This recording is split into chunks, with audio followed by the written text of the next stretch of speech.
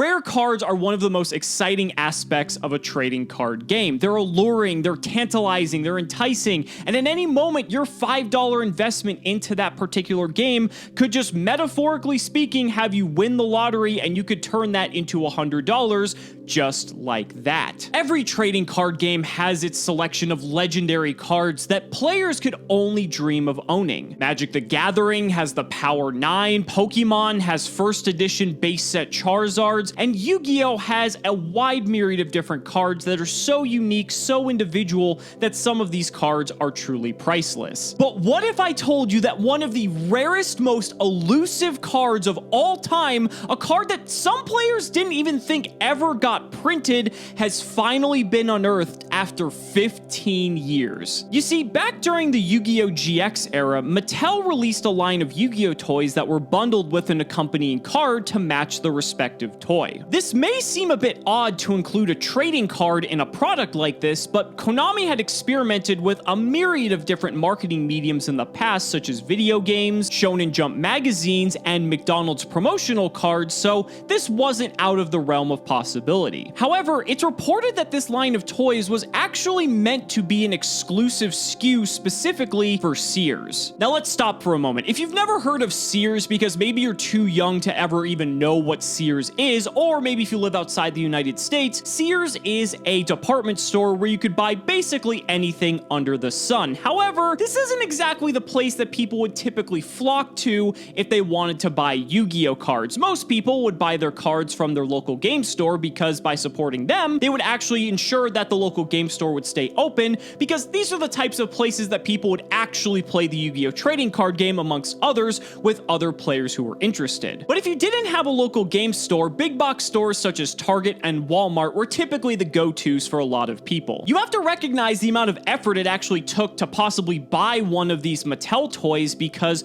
first of all, they were at a store that not a lot of people went to for this particular product. The only way you may have stumbled across it is if your parents dragged you to Sears and you happened to see in their toy section that they were selling these specific toys. Furthermore, you have to consider that these are still toys. The primary purpose of buying this product is that it's a toy. It's an action figure inspired by the elemental heroes from Yu-Gi-Oh! GX that happen to come with a respective corresponding trading card in a special variant for this specific toy. People were buying this for the toy. They weren't buying it for the card. So it was a pretty tough sell, because most people interested in Yu-Gi-Oh! Weren't going to buy a toy just to get a singular card, when in most instances the cards were really just nostalgia bait for anyone who liked the anime. The target audience for this type of product was most likely the younger casual audience who was really into Yu-Gi-Oh! GX, which I can't blame them because GX is great, but for the most part, this product was primarily ignored by a majority of the player base. Additionally, according to rumors, the cards that were supposed to come packaged within this particular product were pulled at the last second, and it's also rumored that some products weren't even distributed at all. But as most of us who understand business know, there's a fairly sizable period of time between when a product gets created and when it's placed on the shelves to be sold at a specific store. This means that the cards were in fact printed, but they could have either A, never been packaged into the product, or B, were packaged into the product but then had to be removed and repackaged before being distributed. And you have to think, this is all the way back in the GX era. I'm talking about like 2005, 2006. So all of this confusion just left collectors curious as to whether or not these cards even existed. Well, it turns out that the cards do in fact exist. There are multiple accounts of people owning both the toys and the incredibly rare cards that supplement them. If you venture over to the Yugipedia, you can see that a good number of these cards are accounted for, and on TCG Player, you can see that some of these cards demand absolutely outrageous prices. But the story doesn't end there. If you look closely, you'll notice that not every Mattel series promotional card from the third wave of toys, which is supposed to be the Sears exclusive line,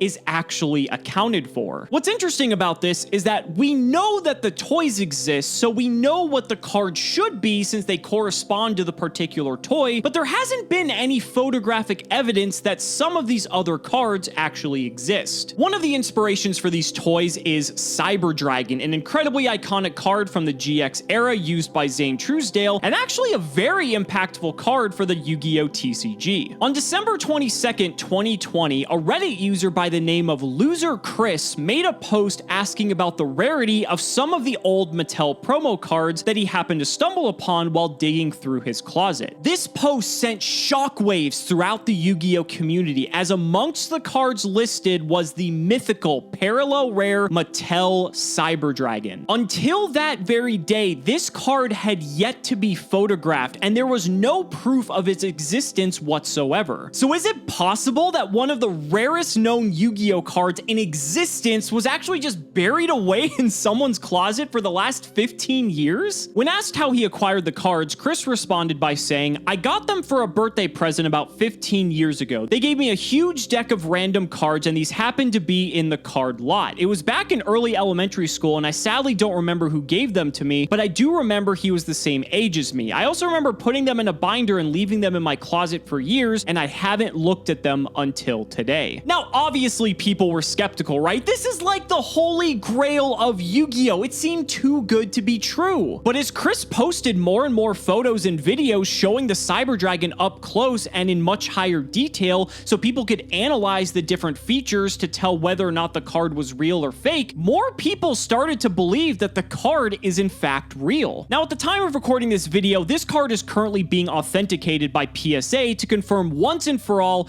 if it is in fact one of Yu-Gi-Oh's lost treasures. And if so, it's probably going to be put up for auction, and it will most likely sell for 5, maybe even 6 figures. I'll have a link down in the description to Chris's original Reddit post so you guys can follow along the journey. He said he was going to keep it updated when he gets more information, and I think this is truly remarkable. This is just so surreal to me. I have played this game for a long time, and I have seen some of these Mattel promos up close. Not the Cyber Dragon, but some of the more common Elemental Hero ones that fetch a much lower price. And I remember hearing rumors and stories about these fabled cards from the Mattel collection that seemingly no one could ever find, and it's just been this mystery that's been part of Yu-Gi-Oh! For so long, and I think a lot of people, especially someone like myself who has played this long, just kind of forgot about it, because if you don't really hear anything about it, you know, it just kind of gets forgotten in the past. But I never thought I would see the day where something like this would come to light. This is historic for Yu-Gi-Oh! Players. This doesn't happen very often. Most cards for trading card games are accounted for,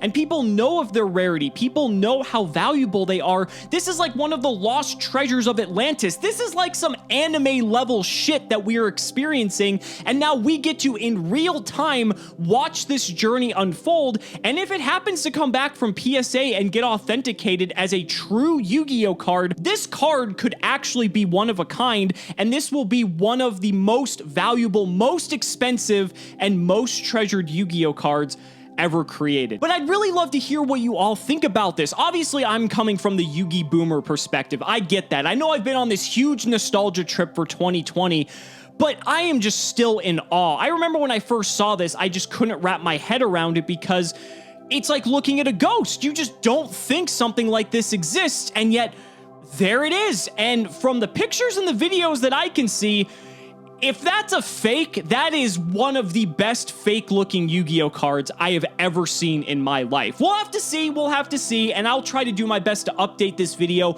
maybe down in the pinned comment section if there are any new updates, because I want you guys to know just as much as I want to know where this story ends. So, guys, thank you so much for watching the video, and we will see you next time.